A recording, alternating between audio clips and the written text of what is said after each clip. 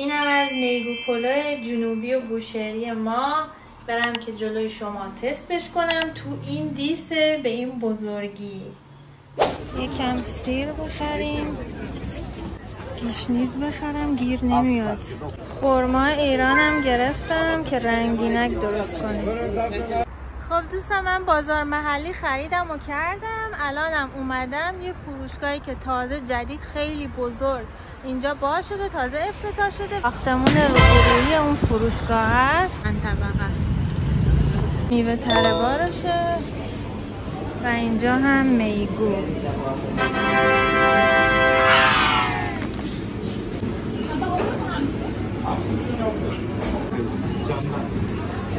دارم سوام میکنم.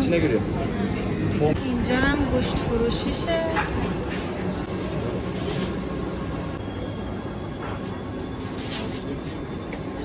اینجا هم صف نون تازه شه. یه جنوبی اصیل حتی بعد از مهاجرت هم دست از غذاهای اصیلش بر نمیداره. این هم از میگو. برای پاک کردن میگوها قسمت برای اونایی که میگو بلد نیستن پاک کنن. اونجا بهم گفت که میگو تو پاک کنم، من گفتم همین جوری بهم بده. سرشو اینجوری میگیریم خیلی راحت. حالا خیلی ها هم با کله های بزرگ میگو سوپ میگو درست میکنن که من میخوام این کار انجام بدم، پس سرشو نمیندازم، میمونه تن و دمش. دستتونو میذارید زیر این پوستا رو اینجوری میکنید تا قسمت دمش.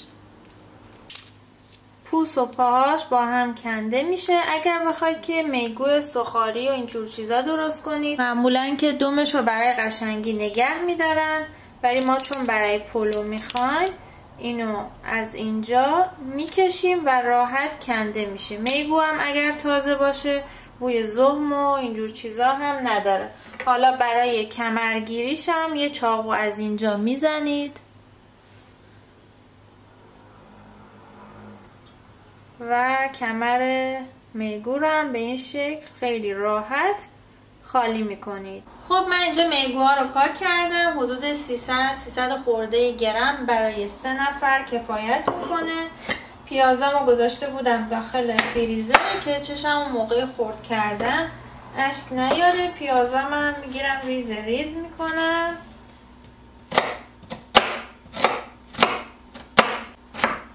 به این شکل. خب یه بطه سیر رو با زردچوبه، فلفل عنابی یا فلفل قرمزی که من اینجا عنابی بوده و یه قاشق چای خوری نمک، اینا رو همش با هم میکوبیم. تاوه استیلم رو قشنگ داغ میکنم که آب توش گلوله بشه. بهش کمی روغن اضافه میکنم. الان 2 تا پیاز خرد کردم و بهش اضافه میکنم.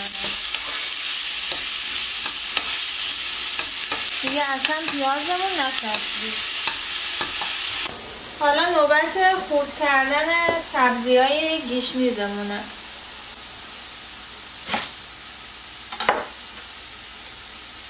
من اینجا سبزی شودم از قبل خرد کردم. شنبلیله نیاز داره. شنبلیله تازه اگه دارین خیلی بهتره، ولی من شنبلیله خشک دارم. خیلی ریز ریز نمیخواد بشه، درشتم نمیخواد. یه سایز متوسط خرد کنید.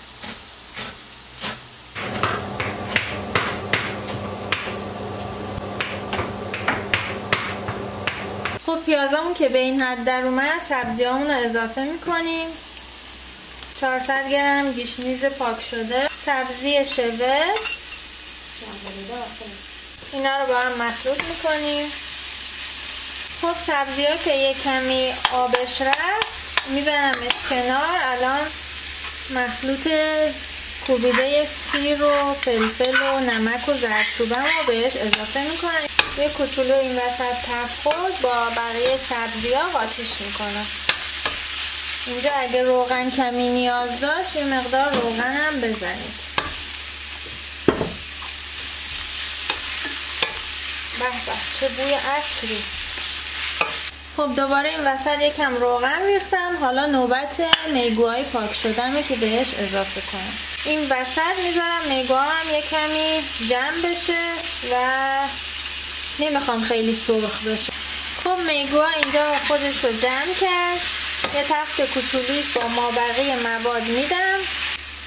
دیگه آخر کار من شنبیله خشکم هم اضافه میکنم. یه کوچولو که تفت دادم. دیگه بعد از 2 دقیقه که ادویه هم ریختم اینو خاموشش میکنم.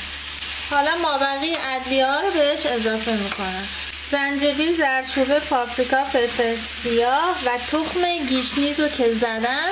بعد از 2 دقیقه تفت دادن مواد میانی برنجم دیگه آماده است. اینو میذارمش کنار، میرم سراغ برنجم.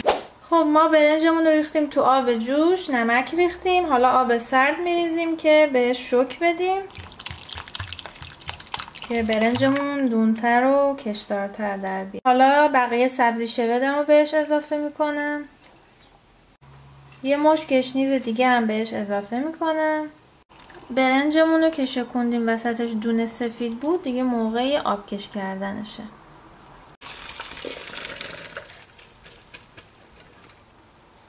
بعدیگش هم مثل همیشه که کمی آرد میریزم، زردچوبه، نمک و کمی آب و کمی روغن مخلوطش میکنیم و این میشه یه ته‌دیگ فوری و خوشمزه. میره روی حرارت برای زیر برنج.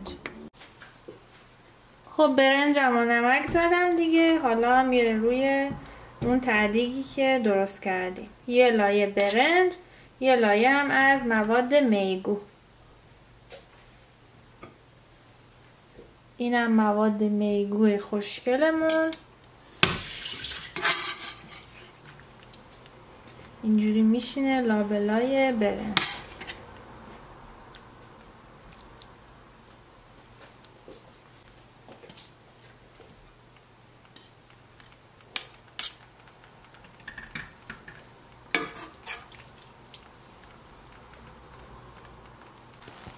و لایه آخرم مابقی برنجا. شعله رو اول زیاد میکنم، درشو میگیرم، وقتی بخار کرد حرارت رو کم میکنم دیگه. به مدت 40 دقیقه میذارم که پلو میگومون دم بشه. خب بعد از 40 دقیقه برنج ما دم کشیده. میگو پلوی ما به به. من وسط پختم یکم مخلوطش کردم که بخاراتش پخش بشه و اینکه یک کمی قابلمه من برای این مواد کوچیک بود. اگه یکم بزرگتر بود که نداشتم خیلی بهتر میشد.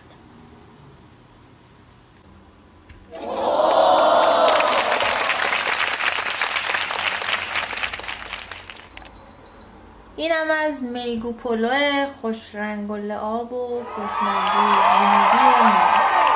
امیدوارم درست کنید و شما هم لذت ببرید از خوردنش. اینم از ته‌دیگش، ولی داغه. وای منو برد به دوران کودکی. سنت این غذا با دست.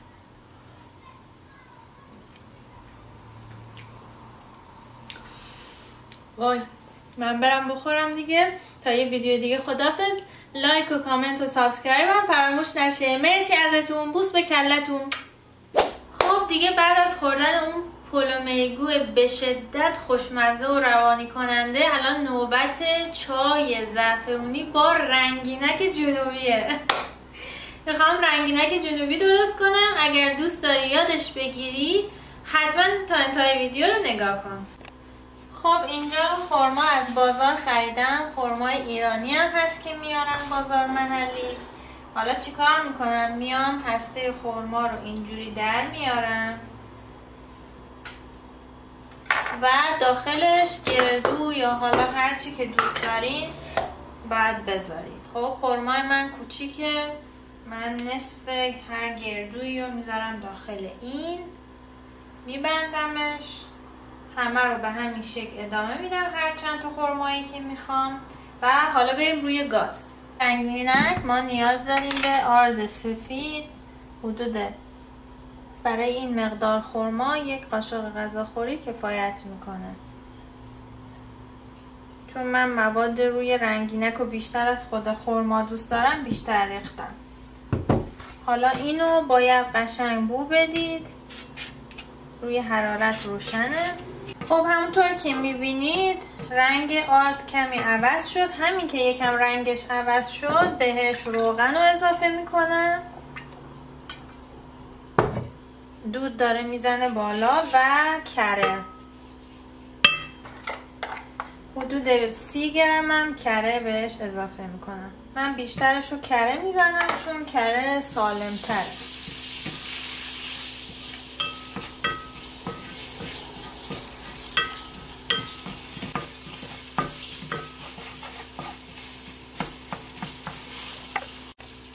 خب وقتی که به صورت مایع در اومد من دیگه زیرش رو خاموش میکنم و بلا فاصله این موادم رو میریزم روی همون خرما و گردو.